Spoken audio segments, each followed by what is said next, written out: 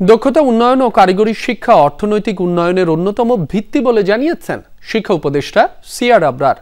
মঙ্গলবার সন্ধ্যায় রাজধানীর এক অভিজাত হোটেলে বাংলাদেশের প্রযুক্তিগত ও বৃত্তিমূলক শিক্ষা খাতের অগ্রগতি, চ্যালেঞ্জ ও ভবিষ্যৎ রূপরেখা নিয়ে এক অনুষ্ঠানে এমনটাই জানান তিনি।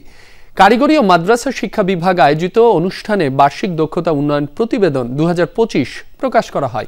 এ সময় অন্যান্য বক্তারা দেশে দক্ষ জনবল তৈরির ওপর গুরুত্ব দেন। বলেন, বিদেশে দক্ষ জনবল প্রেরণ করা গেলে অভিবাসন খাতকেও সমৃদ্ধ করার সুযোগ বাড়বে।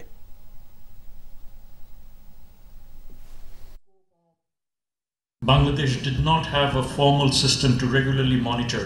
বাংলাদেশের প্রযুক্তি খাতে পর্যাপ্ত সম্পদ ও জনবল নিশ্চিত করা গেলে মানসম্মত প্রশিক্ষণ দেওয়া সম্ভব বলে আমি মনে করি। বার্ষিক দক্ষতা উন্নয়ন নিয়ে সংশ্লিষ্ট মন্ত্রণালয়গুলো কাজ করলে দক্ষ জনবল তৈরি সহজ হয়ে যাবে। এছাড়া ভোকেশনাল ই-লার্নিং অ্যাকশন প্ল্যান বিস্তৃত করে সারা দেশের হাজারো শিক্ষকদের প্রশিক্ষণ দেওয়ার সক্ষমতা তৈরি করতে হবে।